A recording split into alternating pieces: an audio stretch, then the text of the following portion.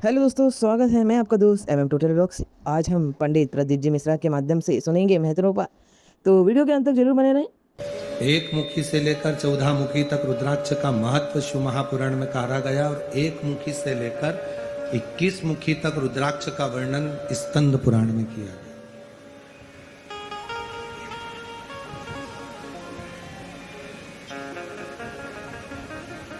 यदि हम शिव महापुराण की बात करें, शिव महापुराण का सुंदर चरित्रों का वर्णन अगर हम श्रवण कर रहे हैं और उसका स्मरण हम कर रहे हैं, तो उसमें एक मुखी से लेकर 14 मुखी तक रुद्राक्षों की महत्वता कही गई। और उसमें भी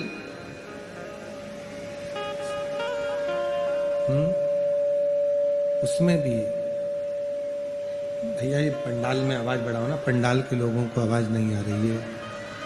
पंडाल में आवाज बढ़ाई है रुपेश, पंडाल में आवाज बढ़ा। एक मुखी से लेकर 14 मुखी तक रुद्राक्ष की महत्वता कही गई है शिव महापुराण के अंतर्गत। और एक मुखी से लेकर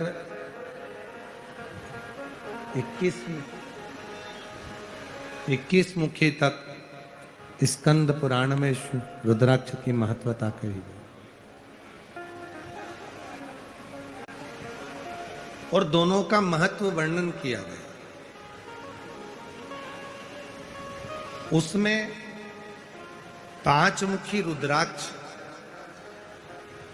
7 मुखी रुद्राक्ष एक ऐसे रुद्राक्ष है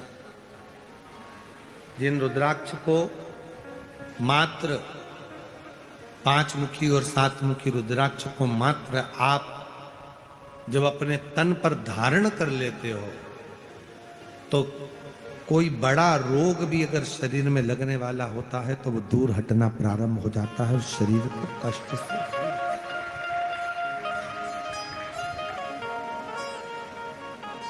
पंचानंद रूपी 5 मुखी रुद्राक्ष जो पंचानंद रूपी है, 5 मुखी रुद्राक्ष जो पंचामुख,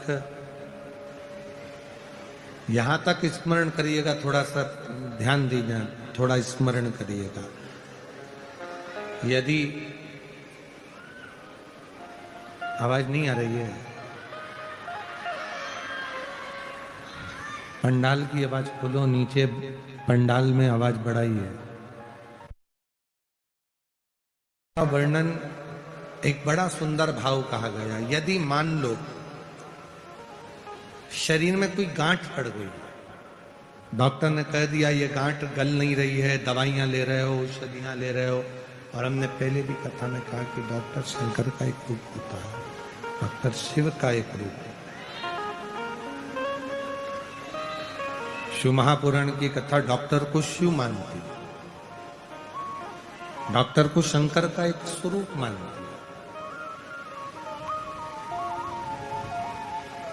और मान लो शरीर में कोई गांठ आ गई, कोई गठान शरीर के अंदर आ गई और वो गल नहीं रही, या रजोधर्म से जुड़ी हुई कोई प्रॉब्लम खड़ी हो जाती है। कई माताओं को रजस्वला धर्म के समय पर बहुत तकलीफें होती हैं, या रजस्वला धर्म में जुड़ी हुई कोई प्रॉब्लम हो जाती है, तो उसका लिए भी महाराज।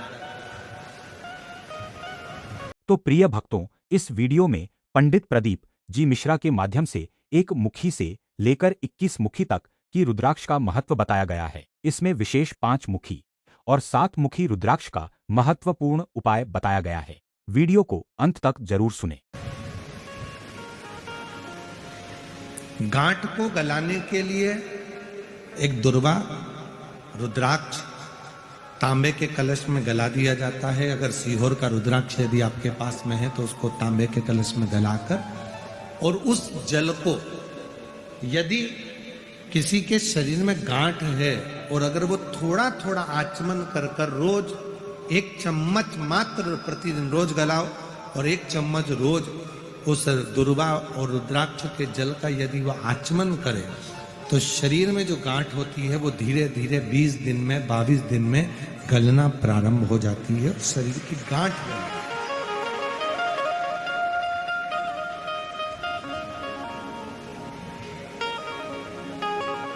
उस रुद्राक्ष में इतनी मूलता होती है, इतनी मूलता होती है। जैसे 5 मुखी रुद्राक्ष है, 7 मुखी रुद्राक्ष है, ये प्रत्येक जो रुद्राक्ष,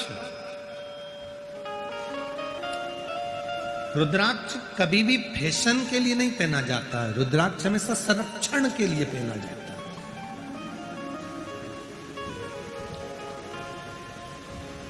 जो लोग विचार करें कि हमने रुद्राक्ष केवल फैशन में पहनना, फैशन के लिए रुद्राक्ष नहीं है, हमेशा संरक्षण के लिए, अपनी रक्षा के लिए, अपनी सेफ्टी के लिए। जैसे पहले होता था कि कर्ण के पास में एक कवच था, किसी के पास, इंद्र के पास वो कवच पहुंचा, लोग कहते हैं कि उनके पास वो कवच था।